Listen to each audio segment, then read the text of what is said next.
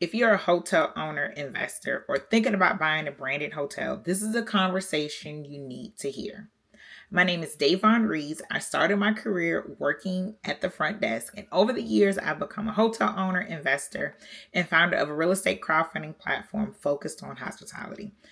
I've helped hundreds of people go from learning the business to actually becoming hotel owners and investors. And I've seen firsthand how these deals work behind the scenes when things go right and when they don't.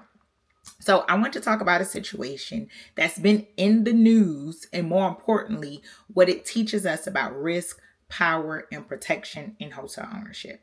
So, let me be clear before we start, I don't agree with how ICE is treating people right now.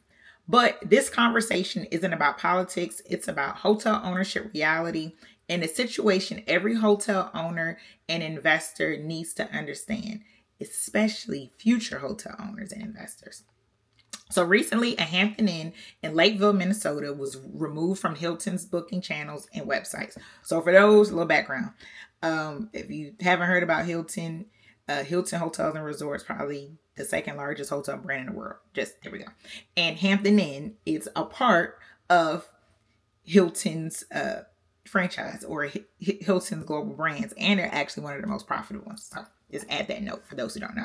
So Hilton completely severed its ties with the hotel. So that means they're not on Hilton.com. So no Hilton.com exposure, no loyalty system. So that means it's not a part of the Hilton Honors program and no central reservations. So this wasn't a warning. It was like an instant business reset. When a hotel loses its flag, the impact is far bigger than most people realize. The moment the brand is removed, the hotel disappears from the brand booking channels. Loyal members can no longer book the property. Corporate negotiated rates are canceled. Group contracts tied to the brand may be voided. Revenue literally shifts overnight. Occupancy drops fast, and average daily rate usually drops even faster. That's the power of a brand, all right?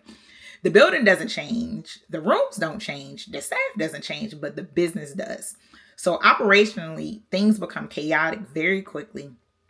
With brand technology integrations like CRS, which is customer relation systems, PMS, which stands for property management systems, connections and marketing systems may be disabled because especially if they're tied with the brand. Staff members who were trained to operate within brand systems now had to adjust to a completely different workflow, and they lose their brand benefits as well. Marketing becomes the owner's responsibility instead of the brand's. The truth is, most owners are not prepared to operate independently, especially if they're starting off with the brand, right? They're in their mindset. They're not thinking, I'm going to flip the switch tomorrow and I'm going to be independent. No. So they rely on brand marketing, brand distribution, and brand infrastructure. Once that safety net disappears, the gaps become obvious. So now let's talk about the lender, because this is where deals truly start to fall apart. So the lender is essentially where you'll get your mortgage or your debt from. So this is who holds, think the bank, right? So many hotel loans are brand dependent, meaning the loan was approved specifically because of the flag attached to the property. So when the flag is removed, the owner may be technically in default.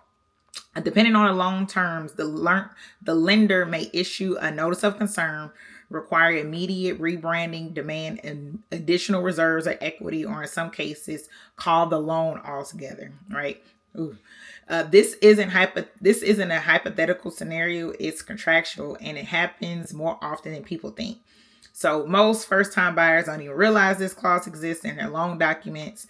Then there's the investor ripple effect. So revenue declines, brand protection disappears, and the loan risk increases. So investor confidence definitely takes a hit, and what started off as a branding issue quickly becomes a capital and trust issue. This is how deals unravel, not because the building failed, but because the structure wasn't protected. So smart owners approach this differently before they ever even buy a hotel. They underwrite the exit. They ask what happens if the flag is lost, how quickly the property can be converted, and how the hotel performs independently of the brand. They negotiate flexibility and franchise agreements, paying close attention to termination clauses, cure periods, and enforcement language. They align lender and brand strategy, confirming whether the loan is brand dependent, whether reflagging is allowed.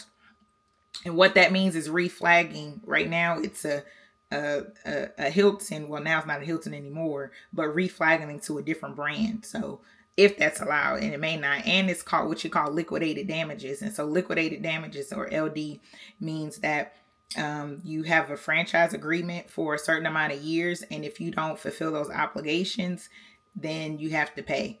Because you basically told Hilton or the brand, I'm gonna be with you for 20 years and I'm gonna give you X amount of money each year. Well, if you don't complete the 20 years, you're on the hook for it. So that's what liquidated damages mean. Let's go back. So in which brands are pre-approved by the lender. They also maintain liquidity, not just for renovations, but for brand risk events that can happen without warning. This is ownership maturity. So you just don't buy a hotel, you buy a three-way relationship between the brand, the lender, and your investors. If one leg breaks, the entire deal is at risk. I actually can break this down. Let me know if you want me to break this down even deeper, including how to underwrite the brand risk, how lenders actually think, and how smart owners protect themselves before they ever close. So make sure you hit that subscribe button if you want real hotel ownership education, and let me know your thoughts in the comments. Thank you so much for tuning in. Again, my name is Davon Reeds. Make sure you follow me and subscribe for more information.